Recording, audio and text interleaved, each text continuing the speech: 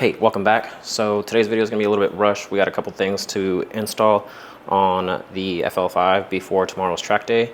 So yeah, it's currently 11 and the track, I'm supposed to be at the track tomorrow at before 8. So yeah, let's see how far we get on everything.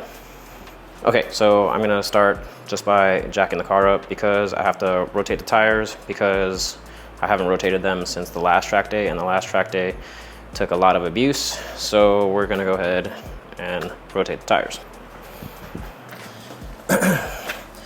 For those of you that don't know where the jacking point is on the FL5, it's right here. So what you have to do is, once this is slid in, there's two little clips that hold it in. It's just two little plastic rivets, and then you pull out. Don't pull like down, don't pull away from the car. And yeah, that's how you access the rear jacking point. Okay, I'm gonna go ahead and start by doing the oil first. So I'm just gonna pop the cap and then just set it right there. And now we can go downstairs, underneath, pop the splash guard out, and then yeah, do the oil change. Taking the splash guard's pretty easy. All we got to do is just take out some half turn flathead screws.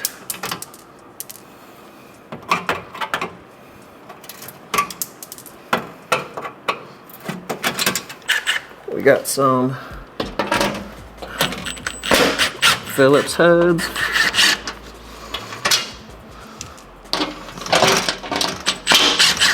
And there we go. Now we can go ahead. All we have to do is loosen this bolt, take out the filter, and then obviously replace them. There is a crush washer that gets replaced, so remember to do that. Underneath is a 17 mil.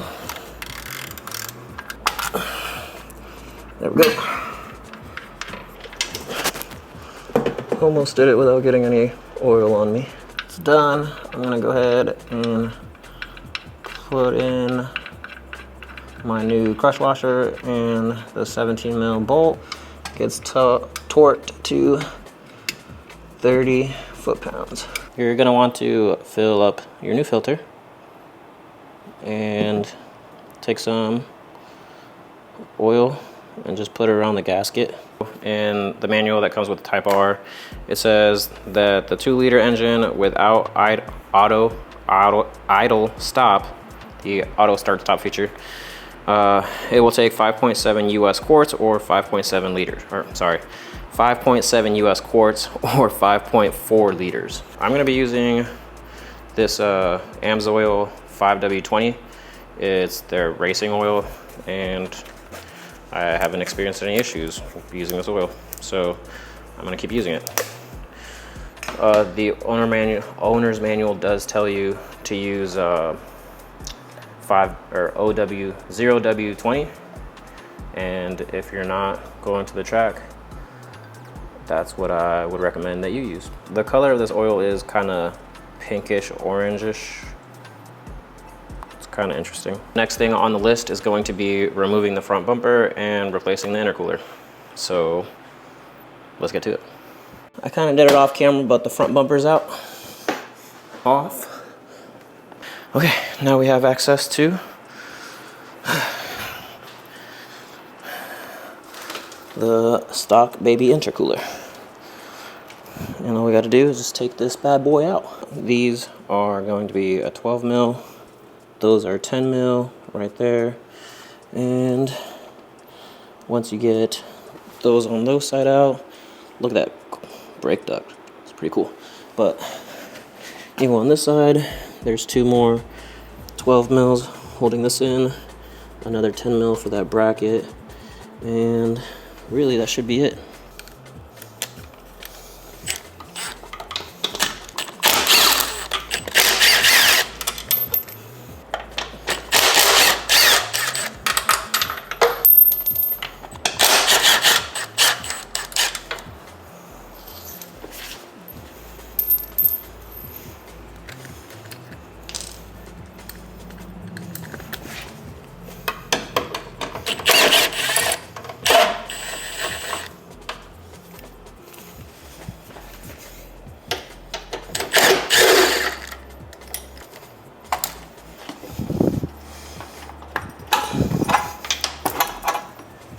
there we go. You are going to need to reuse these, so do not lose those. Also, there should be these in the bottom of the stock intercooler, so don't lose those either. Put those back. Now we can get the new intercooler. And now we can compare. So there is the stock FL5 intercooler compared to the PRL intercooler. Now it's the same as replacing any other intercooler for a 10th or 11th gen Civic. It's pretty crazy how tiny they make the stock intercooler. So this should really make a huge difference in the track. Probably no horsepower gain, but you should see a lot more consistent power. So let's go throw it in. You want to be sure to transfer over the stock gasket. The stock gasket has this little tab right there, and we're going to go ahead and cut that off. Now we can put it in, no problem. Before we install the intercooler, we actually have to remove this sensor right here.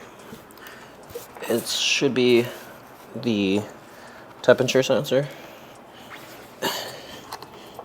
and yeah, the intercooler is just too big to fit with this in there. So per PRL's instructions, we're going to remove it.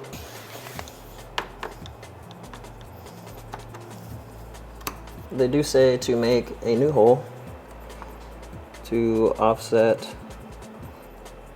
the fact that we removed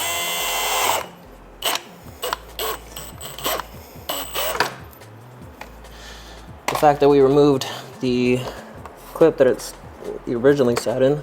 So they say to cut it and make a new 5/16 hole, and now the temp sensor sits up there just like that. So that wasn't too bad.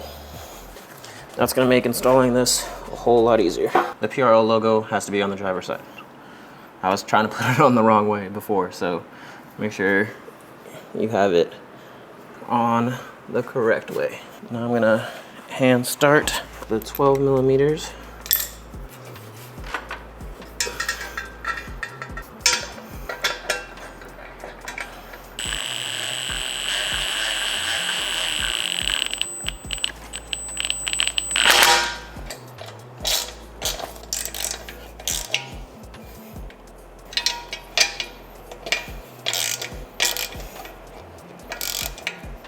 Okay, so I almost forgot to do this, but you actually have to take out these air dams that come from factory from each side of the front grille. It's just 2 Phillips head screws, and they should pop out. Okay, so now I'm going to attempt to change the brakes.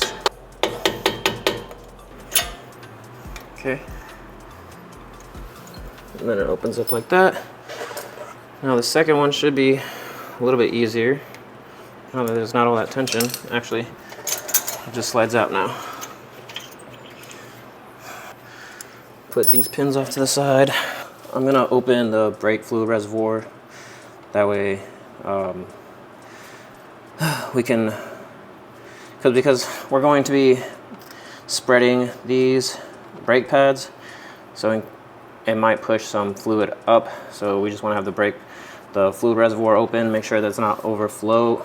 You don't have too much brake fluid because it could overflow, so just pay attention to that. Okay, I have this brake pad spreader, so hopefully this makes the job a lot easier. Okay, looks like it did.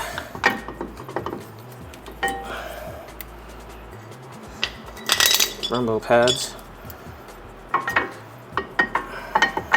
Now I'm going to try out these Hawks DTC 60.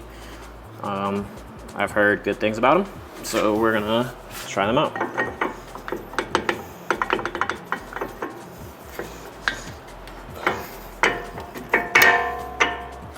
Slide in.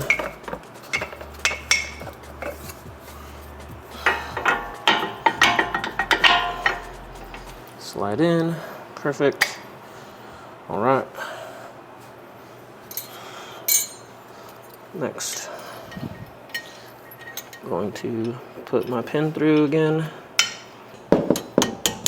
Those are in. I didn't get any titanium shims because I couldn't get them in time. So we're just gonna run just the pads for now and see how that works out.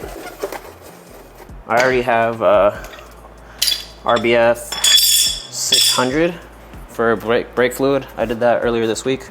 Well, I didn't do it, I had a shop do it because it's easier for them to do it than for me to do it.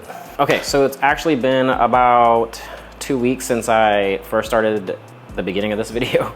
I had run out of time, it was getting really late, so I needed to hurry up and put the car back together before it was time to go back to the track and kind of test these things out. So to kind of wrap things up, I managed to rotate the tires because I had taken the car out to track day previous to this one that we're talking about in this video. So I just kind of want to rotate the tires. We installed the PRL Intercooler. I did not end up spraying the PRL logo on there. I think I'll do that later. Again, I was just running out of time and I didn't have time to do it. Plus I like the clean sleeper look of the intercooler. And I installed the Hawks Performance brake pads, the DTC 60s. I hope I got the letters right, but yeah, those brakes are phenomenal. I got to use them on the track, and once they get up to temperature, they feel like vice grips. When I put back the stock Brembo brake pads, it was night and day difference. I couldn't believe how much of a difference there was between the two brake pads. But anyways, so we did that. I installed the PRL front strut bar. I didn't do the rear strut bar because, again, I was running out of time, and you have to take off some paneling in the back in order to get to those strut bar towers where you need to screw them into place. For the strut bar, it's pretty self-explanatory. Just take off the 3 nuts on each side for the strut tower, put them in. Now, this is the strut bar that I ran on my Civic Si, aside from the brackets. The brackets I had to swap out. PRL was nice enough to send me the FL5 brackets. So all it took is just an Allen key and a wrench. Take them out, swap them out, and let me see if I can find them for you. Okay, so these are the ones for the SI that I had originally on the strut bar, and the ones that are on there are for the FL5. Now, one of the major differences between the two is there's an AC line that will run into the bracket if you try using an SI bracket versus an FL5 bracket. That's the main difference. I tried installing it when I first got the car and I couldn't do it. So that was that. And then we installed the stage 1 intake from PRL. And all it is, one second. So what the stage 1 intake does is it replaces these parts. As you can see, this weird accordion looking thing, I'm sure it's there for the ability to flex. I don't know why, but anyways, it replaces these 2 pieces and it replaces the stock air filter. You can see how dirty the stock air filter. This is only after probably like 2,000 miles too. So yeah, it replaces those with this. Now, this is the PRL stage 1 intake. The filter is pretty self-explanatory. It's just a blue filter. Other than that, I don't really think I did much of anything else. Again, intercooler, brake pads, stage 1 intake, strut bar, I rotated the tires. The car performed phenomenally out in the racetrack. I couldn't believe how well this car works. That was also my first time. The first time that I went to the racetrack, I had stability control on. Second time I went to the racetrack, my instructor wanted me to practice with stability control off. And it is amazing how much technology is in these cars that help you really handle the car. He wanted me to take stability control off the car so that way I can learn more about how to drive the car without the assistance of computers. Now, do computers help you in a lot of ways? Most definitely it does. I learned that real quick driving the car. But other than that, performance-wise, have I noticed anything? Yes. The Strut Bar, it helped a little bit, not as much as it did with the SI. I think that the Civic Type R does such a well job at being such a just rigid and stiff car and just planted that when we start adding things like strut bars and sway bars and other stuff like that, I feel like we won't notice them as much as we did with other platforms like Civic Sports, Civic SIs, and those sorts of cars that are mainly meant to be on the street more than the track compared to this one. Other than that, guys, I mean, I have nothing really left to say. It's a phenomenal car. There's a lot more to come. I'll give you guys kind of a sneak peek of what there is to come. If you don't follow me on Instagram, then you probably won't know, but I have these Volk wheels, Volk racing wheels. So if you don't follow me on Instagram, you should go follow me so you can see which wheels they are. These are Michelin Pilot Sport 4s. I'm just gonna stick with these because they're a good street tire / track tire. I've been using them on the track when I go once a month. But I do want to run a much track focused tire. So if you have any suggestions, please comment them below. And I have these Faction Fab lug nuts that PRL sent me, so that's what I'll be running. And let's see if I can give you guys a sneak peek here.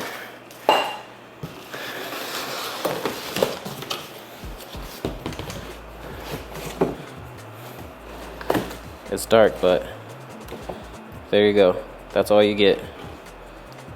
Let me know what you think. Go follow me on Instagram so you can see the full wheel. Another sneak peek at what's to come is the all exhaust for the FL5. I went with some polished tips versus the black tips. I'll show you guys when it comes time for that video. There's a lot to unpack there.